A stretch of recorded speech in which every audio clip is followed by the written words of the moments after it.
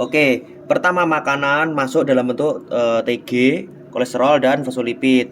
Dia itu akan membentuk suatu yang namanya lipid droplet. Lah, lipid droplet ini akan mensimulasi dari pengeluaran CCK, kolesitokinin dan sekretin.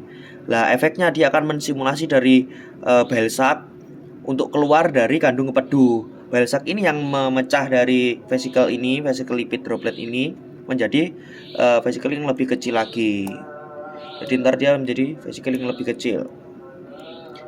Nah, kemudian pankreas ketika banyak vesikel seperti ini dia akan simulasi pengeluaran enzim pankreas yaitu lipase dan kolipase sehingga TG tadi dipecah menjadi free fatty acid dan monoasil glycerol serta masih ada fosfolipase yang tadi. Ini disebut dengan misel. Misel ini akan masuk ke sel enterosit.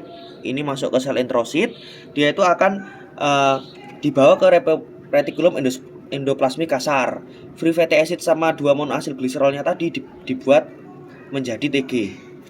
Sedangkan kolesterolnya ya tetap kolesterol serta masih ada FL tadi atau fosfolipase tadi yang dia nantinya akan di-packing di badan Golgi. Di-packing menjadi kilomikron. Kilomikron ini sudah bentuk lipoprotein. Dia itu punya lipoprotein mengandung ApoB48 proteinnya. Kemudian dia dibawa ke ductus thoracic, dibawa ke limfa. Di sini kilomikron tadi mengalami proses seleksi. Jadi yang long chain lipid dia akan dikembalikan ke intestinal supaya bisa dipecah lagi oleh hormon dan lain-lain. Tetapi yang lolos dia akan dibawa ke pembuluh darah. Nah, ini dia akan dibawa ke pembuluh darah. Oh, ini maksudku salah. Di sini. Mana tadi? Oh, ini. Lah, kilomikron tadi kan isinya TG, kolesterol sama fosfolipid serta dia APO B48. Lah, dia itu kan belum punya ApoE. Makanya kita kasih ApoP. ApoE yang mengasih itu adalah HDL. HDL akan memberikan APO C2 sama yang ApoE.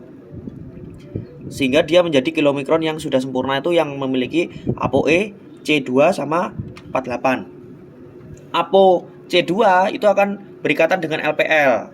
Lah, sehingga TG-nya yang dimiliki tadi itu akan diubah menjadi apa? Free fatty acid sama gliserol. Free fatty acid akan digunakan oleh sel untuk metabolisme, gliserolnya akan dibawa ke hepar, disimpan di hepar. Kemudian dia menjadi kilomikron remnan.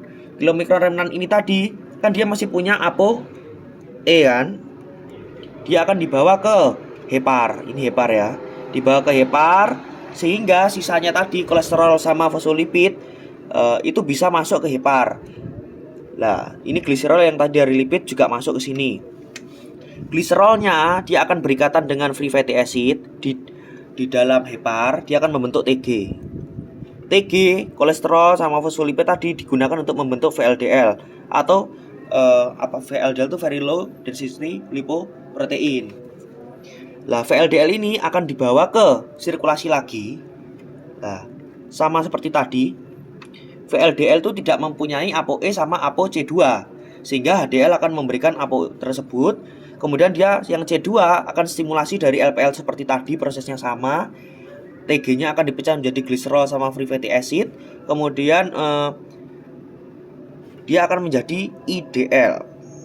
VLDL menjadi IDL. Mana IDL? Aku tuh IDL. Lah, IDL ini tadi kan C2-nya kepakai, tinggal ApoE. Sehingga dia akan mensimulasi reseptor ApoE di hepar. Prosesnya sama seperti tadi. TG-nya sisanya tadi kolesterol sama PL-nya tadi masuk ke hepar dan digunakan untuk membentuk LDL atau low density lipoprotein. Kemudian dia akan dibawa lagi ke sirkulasi dan dia akan simulasi dari LDL reseptor. Jadi dia akan memberikan lipidnya ke sel-sel, ke organ-organ yang memiliki reseptornya. Lah, ketika LDL banyak, tubuh itu juga memiliki HDL nasen. Dia akan membuat HDL. HDL nasen ini dia akan mereuptake dari kolesterol dan dia mempunyai CETP. Ketika si HDL nasen sudah penuh, dia menjadi HDL3. Dengan CETP, dia akan bertukar kolesterolnya akan dibagikan ke VLDL, LDL sama IDL, sedangkan dia akan mengambil TG-nya. Sehingga berubah menjadi HDL3. HDL3 itu penuh dengan TG dan kolesterolnya tuh sedikit. Kemudian ini TG sama kolesterolnya akan dibawa lagi ke hepar.